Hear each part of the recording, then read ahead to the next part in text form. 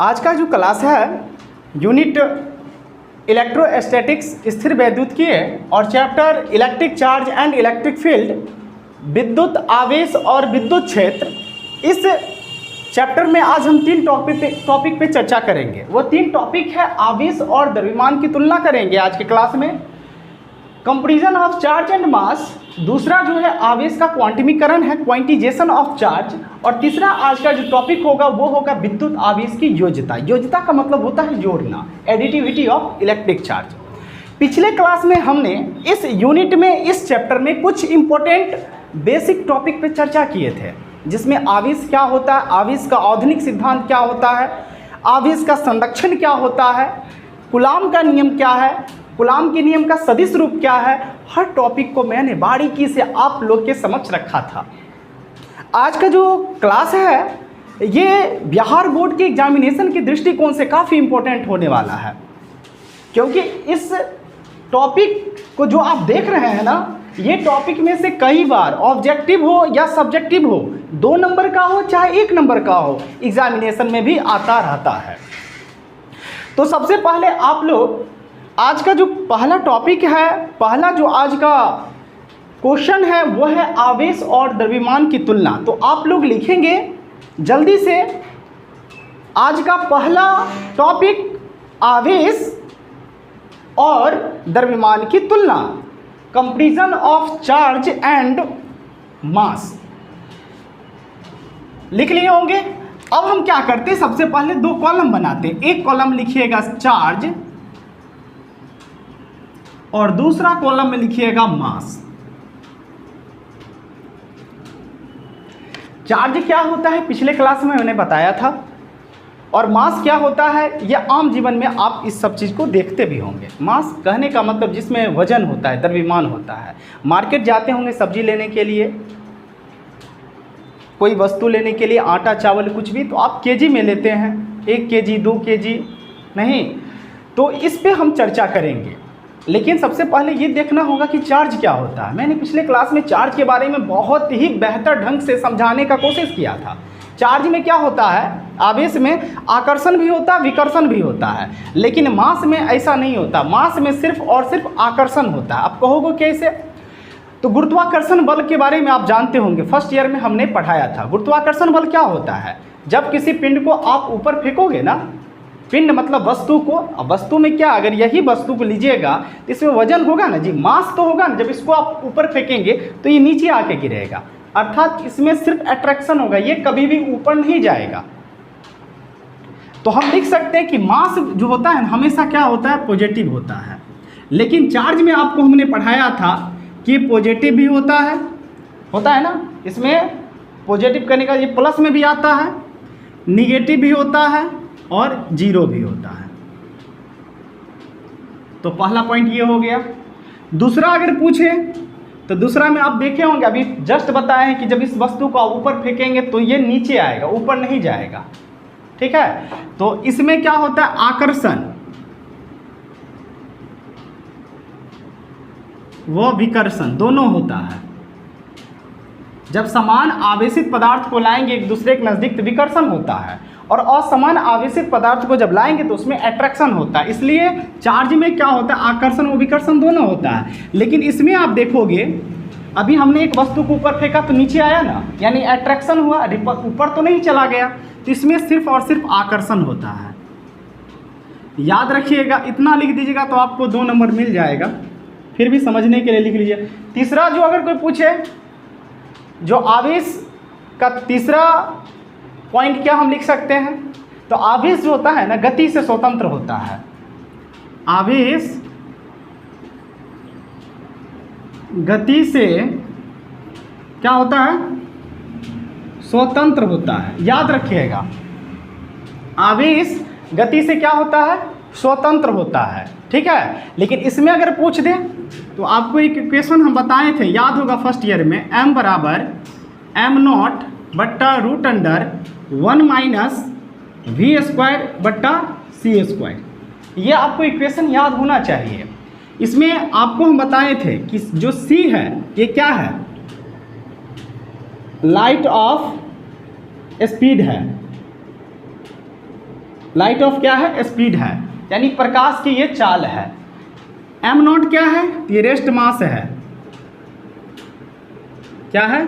Rest mass है, यानी इस रेस्ट का मतलब होता है स्थिर है, ठीक है। और यहाँ पे देखेंगे जो एम की बात कर दिया, इस एम की बात, ये क्या हुआ? तो मास ऑफ बॉडी है, मास ऑफ दी बॉडी है, ठीक है ना। इतना याद रखिएगा। यहाँ पे क्या देखेंगे, फर्स्ट ईयर में हमने बताया था, याद भी होगा कि जब चार्ज मोशन में होता है तो उसका मास मतलब द्रव्यमान में बदलाव होता है, याद है। जब चार्ज मोशन में होता है तो उसका मास में क्या होता है? बदलाव होता है। ये बात क्वांटम फिजिक्स में हमने पहले ही बता दिया था।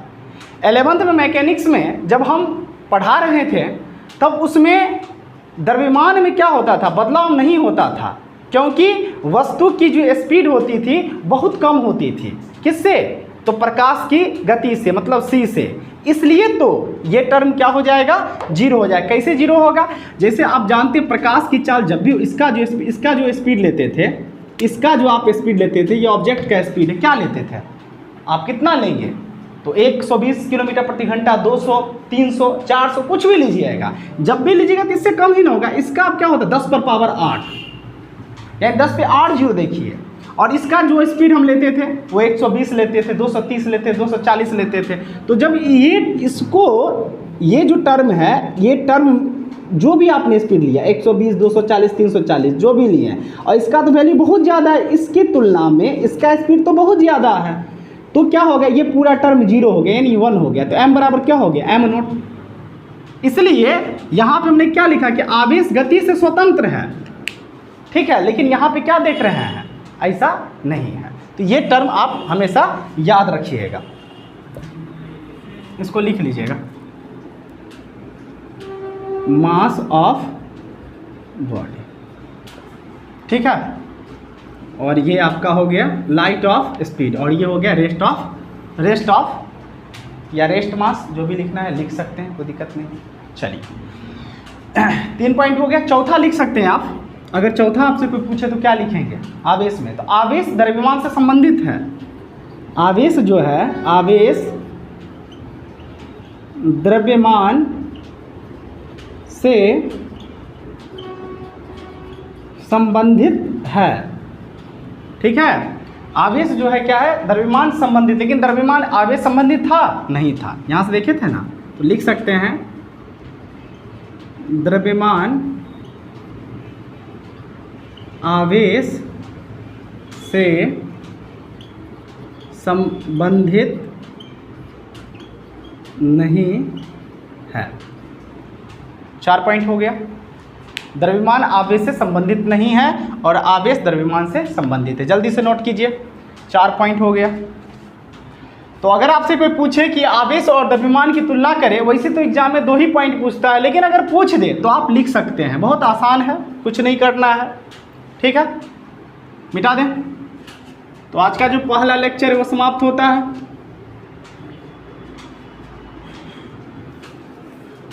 अब चलते हम आज का दूसरा जो टॉपिक है, क्वांटिजेशन ऑफ चार्ज। जल्दी से लिखिएगा, तो लिखिएगा आवेश का क्वांटमीकरण, क्वांटिजेशन ऑफ चार्ज। अब इसके बारे में समझने के लिए आपको हमने चार्ज के बारे में बताया था कि चार्ज क्या होता है, चार्ज कितने प्रकार के होते हैं।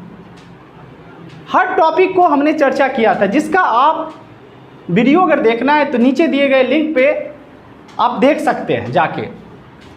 तो जल्दी से प्रश्न लिख लिए होंगे, आवेश का क्वांटिमीकरण, क्वांटिजेशन ऑफ चार्ज। अब ये क्या होता है? सबसे पहले इसका हम डिफिनीशन लिखा देते हैं। डिफिनीशन लिखाने से ये फायदा होगा ना कि जब हम समझाएंगे तो आप बेहतर ढंग से समझ जाइएगा। और ये एग्जाम में 2 नंबर से आता रहता है, इसलिए ये एग्जामिनेशन के दृष्टिकोण से काफ़ी इम्पोर्टेंट है। समझ जाइएगा एक बार, तो फिर बात ही जुदा है। लिखिएगा, जल्दी से लिखा देते हैं, लिख लो। आवेश के क्वांटमी या क्वांटीकरण, आवेश के क्वांटीकरण का अर्थ होता है आवेश के क्वांटीकरण का अर्थ होता है कि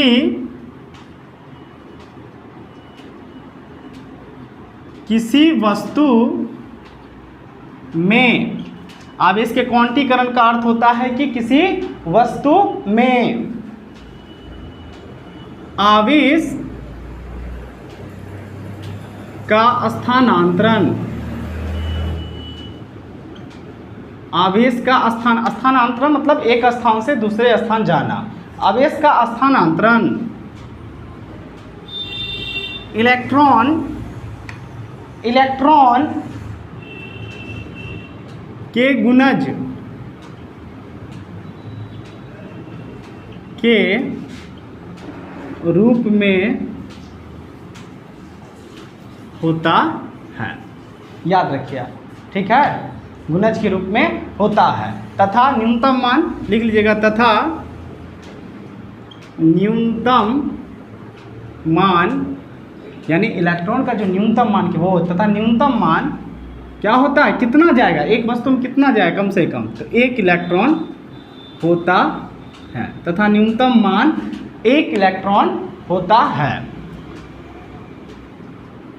अर्थात आवेश को किससे सूचित करते हैं, किससे डिनोट करते हैं, क्यू से, और क्यू बराबर आप लिख सकते हैं पर डिफिनीशन के अनुसार आवेश के क्वांटमीकरण का अर्थ होता है कि किसी वस्तु में आवेश का स्थानांतरण इलेक्ट्रॉन के गुणज के रूप में होता है तथा न्यूनतम मान कितना होता है, 1 इलेक्ट्रॉन होता है। अर्थात Q बराबर आप लिख सकते हैं प्लस माइनस NE। अब N भाई क्या है, तो N एक पूर्णांक है। अब इसका मान क्या होगा, N का मान क्या होगा, तो इसका मान प्लस में भी होता है माइनस में भी 1 होगा, 2 होगा, प्लस माइनस 3 होगा, मतलब जो माने आप लिख सकते हैं। बात समझ गए ना। और इलेक्ट्रॉन का वैल्यू कितना होता है, तो ये भी बताए थे 1.6 × 10⁻⁻19 कूलम, माइनस में होता है। तो ये बात आप याद रखिएगा। ये फार्मूला पे हम न्यूमेरिकल सवाल आगे चल के बनाएंगे, इसको नोट कर लीजिए। डिफिनीशन को रद्द कर देते हैं, हटा देते हैं। चलिए आगे समझिएगा, ये लिख लिया। अब यहाँ बात है कि कोई वस्तु पर कैसे पदार्थ जाएगा, मतलब कैसे समझेंगे कि वो वस्तु चार्ज हो रहा है। हम बताए थे कि जब किसी ऑब्जेक्ट पे इलेक्ट्रॉन जाएगा तब ना वो चार्ज होगा। मैंने पिछले 2 क्लास में इस पे चर्चा भी किए थे, कुछ प्रयोग भी किए थे। अगर आप वो वीडियो को देख लेंगे तो ये बेहतर ढंग से समझ जाइएगा, लेकिन फिर भी हम इस क्लास में भी इसके बारे में चर्चा कर देते हैं, तो आप बेहतर ढंग से और समझ जाइएगा। देखिएगा, जैसे मान लेते कोई वस्तु है, ठीक है, और इस वस्तु पे मान लीजिए हम 1 इलेक्ट्रॉन का चार्ज दिए, 1 इलेक्ट्रॉन का चार्ज दिए, यानी 1 इलेक्ट्रॉन इस वस्तु पे दिए। तो कोई पूछ देगा कि इस वस्तु पे कितना आवेश हुआ, तो आपको पता है Q का मान पूछ देगा, तो आपको पता है ना 1 इलेक्ट्रॉन पे कितना आवेश होता है, इतना होता है, तो लिख दीजिएगा 1.6 × 10⁻⁻19 कूलम। लेकिन कहेगा चलो भाई एक और इलेक्ट्रॉन इसको हम देंगे, एक और इलेक्ट्रॉन देंगे, तो पहले 1 दिए तो इतना चार्ज हुआ, फिर 1 दिए यानी 1 मिल के कितना हो गया, 2, तो 2 मिल गया। तो कहने का Q का वैल्यू क्या होगा, तो 1.6 × 10⁻⁻19 को अगर 2 से गुना करें कितना होगा, तो -3.2 × 10⁻⁻19 कूलम। कोई पूछेगा 1 इलेक्ट्रॉन और हम देंगे कितना हो जाएगा, तो कुछ नहीं करना है, जितना होगा ना इसको आप मल्टीप्लाई करते जाइएगा। तो 1 था तो इतना हुआ, 2 हुआ तो फिर इतना हुआ, 3 होगा तो -4.8 10⁻⁻19 कूलम हो जाएगा। कहने का मतलब ये जब भी होगा तो पूर्णांक गुणक के रूप में होगा। n का वैल्यू देख रहे हैं 1 आया, और यहाँ e से क्या है, मल्टीप्लाई है ना, गुना है। n का हम n फॉर नंबर, और नंबर आपने 1 रखा, और यहाँ e का वैल्यू क्या इतना है, दोनों को मल्टीप्लाई किया तो इतना आया। फिर 1 और रखा तो 1 और 1 मिलके 2 हो गया, तो यानी n का वैल्यू 2 हो गया, और e से इसको मल्टीप्लाई करेंगे तो इतना हो जाएगा। फिर n का वैल्यू हमने 3 रखा, तो 3 रखा, फिर e का वैल्यू इतना है, मल्टीप्लाई कर देंगे तो इतना हो गया। यानी जब भी इलेक्ट्रॉन किसी वस्तु पे जाएगा तो कैसे जाएगा, तो पूर्ण गुणक के रूप में जाएगा। ये नहीं कि हम देंगे आधा इतू सा चला जाए, वो नहीं होने वाला है। आप जाते हैं मार्केट कॉपी लेना तो कहते हैं कि आधा कॉपी हमको फाड़ के दीजिए, या कहते हैं ये कलम लेने जाएगी तो उसके बारे में कहिए कि इसको कलम को तोड़ के दीजिए। भाई कोई भी कलम देगा तो आपको एक न देगा जी, कॉपी अगर मान लीजिए देगा तो एक न देगा। डस्टर जो है इसको कहिएगा नहीं हमको तोड़ के दीजिए, तो ऐसा संभव है नहीं है। तो वही चीज़ ये इलेक्ट्रॉन के बारे में भी, ये जब भी किसी वस्तु पे जाएगा तो पूर्ण गुणक के रूप में या पूर्णांक के रूप में जाएगा, 1 2 3 करके जाएगा, ना कि 1.5 जाएगा, 2.5 जाएगा, 3.5 जाएगा, ऐसा ही संभव नहीं है। इसलिए आप याद रखिएगा। आप कहोगे सर उसके बारे में समझा दीजिए, तो समझिएगा। जैसे मान लीजिए एक बॉडी है और इस पर हम मान लेते हैं एक इलेक्ट्रॉन का चार्ज देंगे, 1 इलेक्ट्रॉन का चार्ज देंगे, तो इस पर आवेश का मान तो पता चल जाएगा कि 1.6 × 10⁻⁻19 कूलम है। लेकिन अगर कहेंगे कोई आगे पूछ देगा कि इस वस्तु पे जो है ना, इस वस्तु पे जो है ना -4.2 × 10⁻⁻19 कूलम का आवेश है, तो आप क्या कहोगे? आप सीधा कहना कि ये गलत है, ये कभी संभव नहीं है। क्यों? आप देखो, 1 था तो इतना हुआ, 2 था तो इतना हुआ, 3 था तो इतना हुआ, 4 होगा तो इससे बढ़ेगा। लेकिन ये जो वैल्यू देखिए, ये 4.8 है ना, इससे कम 3.2 है, इस दोनों के बीच में ही ना आता है। क्या इस दोनों के बीच में आया? 1 दिए इतना हुआ, 2 दिए इतना हुआ, 3 दिए इतना हुआ, लेकिन ये मान आ रहा है तो नहीं आ रहा है। तो इससे हम कह सकते हैं कि इलेक्ट्रॉन अगर कोई वस्तु पे जाएगा तो पूर्ण रूप में जाएगा, ना कि टूट के एकदम इत्तू सा जाएगा, ऐसा नहीं होगा। वो क्वार्क होता है, ऐसा वैज्ञानिकों लोगों का कहना है, लेकिन अभी वो अस्तित्व में नहीं आया, इसलिए उसके बारे में हम अभी नहीं पढ़ाएंगे। ठीक है, इसके बारे में समझ गए। अब इस पे जो है ना न्यूमेरिकल क्वेश्चन आता है, आंकिक प्रश्न एग्जाम में आता है, तो नेक्स्ट लेक्चर में उसके बारे में बताएंगे कि कैसे सवाल आता है। बस याद रखना है कि Q बराबर क्या होता है, ±NE होता है। N मतलब होता है पूर्णांक, और इसका जो मान होता है, N का जो मान होता है, प्लस में भी होता है, माइनस में 1 2 3 4 जो भी देना है, डॉट डॉट डॉट जितना देना है। और यहाँ E का मतलब होता है इलेक्ट्रॉन, इसका जो वैल्यू होता है -1.6 × 10⁻⁻19 कूलम होता है। Q मतलब होता है चार्ज। इससे ऑब्जेक्टिव सवाल आता है, याद रखिएगा, भूलिएगा मत। ठीक है, चलिए आज का ये दूसरा जो टॉपिक था ये भी समाप्त होता है। ठीक है, तीसरा जो टॉपिक है उस पर चर्चा करते हैं। तीसरा क्या है आज का? विद्युत आवेश की योज्यता। जल्दी से लिखिएगा, विद्युत आवेश की योज्यता, जल्दी से नोट कीजिए। Additivity of electric charge.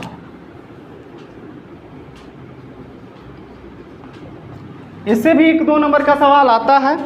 पिछले साल तो पूछा था बिहार बोर्ड के एग्जाम में, हो सकता है इस बार भी पूछ दे, तो ज़्यादा इंपॉर्टेंट होगा, इसलिए आप लोग पढ़ लीजिएगा, याद कर लीजिएगा, समझ लीजिएगा, तो ज़्यादा बेहतर रहेगा। नहीं समझिएगा तो फिर दिक्कत होगा।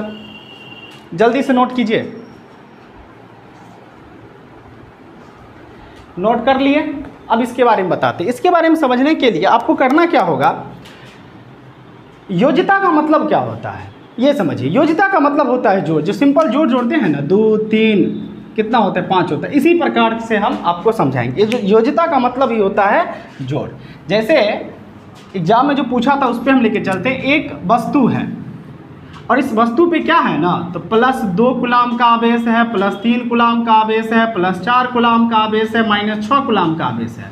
और कोई पूछ दे कि इस वस्तु पे कुल टोटल आवेश कितना है, तो क्या बताएंगे? तो कुछ नहीं करना है, सिंपल बीजगणित का जो नियम होता है ना उससे जोड़ दीजिए। बीजगणित का जो नियम होता है उससे जोड़ दीजिए। कैसे जोड़िएगा? तो 2 3 4, 3 2 5 4 9, और 9 में से 6 गया तो 3, यानी इसका आंसर हो गया 3 कूलम इसका आंसर हो गया। यही योज्यता है। अगर आपसे कोई पूछ दे जी ये एक वस्तु है और इस वस्तु पे जो है आवेश -5 कूलम है, मतलब Q है, -6 Q है, +10 Q है, +5 Q है, क्या होगा इसका टोटल वैल्यू? तो प्लस को प्लस के साथ जोड़ दीजिए, तो 10 5 कितना हो गया 15, और माइनस को माइनस से जोड़िए तो 6 5 11 हो गया ना, तो -11 बराबर कितना हो गया, +4 कूलम। यही क्या है, योज्यता है। इसी के बारे में आपको अगर डिफिनीसन लिखना है तो इसका डिफिनीसन आप जल्दी लिख सकते हैं। लिखा है, लिखिएगा उत्तर में किसी निकाय का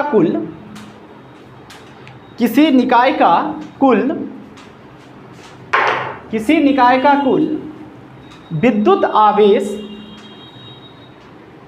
उसके विभिन्न अवयवी कणों पर उपस्थित विद्युत आवेशों के बीजगणितीय योग, विद्युत आवेशों के बीजगणितीय योग, योग मतलब जोड़ना, योग के बराबर होता है। लिख लीजिए, एक बार फिर से मिला लीजिए। विद्युत आवेश की योज्यता में एक बार फिर से मिला लीजिए। लिखिएगा, किसी निकाय का कुल विद्युत आवेश उसके विभिन्न अवयवी कणों पर उपस्थित विद्युत आवेश के बीजगणितीय योग के बराबर होता है। इसमें ज़्यादा कुछ सोचना नहीं है, बस ये जो आप देख रहे हैं ना, इसमें क्या करना है, प्लस प्लस को साथ में जोड़िएगा और माइनस को माइनस के साथ में जोड़िएगा और फिर दोनों का अंतर कर दे, घटा दीजिएगा, तो वो टोटल वैल्यू आपका निकल जाएगा। ये एग्ज़ाम में कई बार पूछा है 1-2 नंबर में, तो इसको समझ लीजिएगा। तो आज जो हमने 3 टॉपिक पे जो चर्चा किया था, ये 3 टॉपिक काफ़ी इम्पोर्टेंट था, खासकर चार्ज और मास में। अगर आप चार्ज और मास को नहीं समझ पा रहे हैं तो एक बार ज़रूर कमेंट बॉक्स में जो भी आपकी समस्या है उसको बताइएगा, ताकि इस पे हम एक बार और चर्चा कर देंगे और बेहतर ढंग से समझाने का कोशिश करेंगे। बाकी बात जो भी आज का लेक्चर था ये काफ़ी इम्पोर्टेंट था, समझ लीजिएगा। नेक्स्ट क्लास में हम न्यूमेरिकल पढ़ेंगे और वो जो न्यूमेरिकल होगा 2 फार्मूला का उसमें यूज करेंगे। एक तो आपको पता है, आज जो हम बताए हैं Q बराबर प्लस माइनस NE, इस पर तो पूछेगा ही सवाल एग्जाम में, इस पर तो बनाएंगे ही 2-4 न्यूमेरिकल। और एक फार्मूला बताए थे ना, कूलॉम का नियम याद होगा, F बराबर 1/4 pi epsilon not into Q1 into Q2 बट्टा R²। इस पर भी एग्ज़ाम में एक न्यूमेरिकल आता है, नहीं भी आएगा तो क्या दिक्कत है, सीख लेंगे, ज़्यादा बेहतर रहेगा। तो ये 2 फार्मूला को आप लोग देख लीजिएगा। जो नहीं जानते हैं, हमने पिछले क्लास में कूलॉम का नियम बताया था, उसका भी लिंक जो है नीचे आपको मिल जाएगा इस वीडियो के, तो इसको देख लीजिएगा, जान लीजिएगा, पढ़ लीजिएगा। तो आज के लिए इतना ही, फिर हम लोग नेक्स्ट क्लास में मिलते हैं और जो प्रश्न होगा उस पर चर्चा करते हैं। धन्यवाद।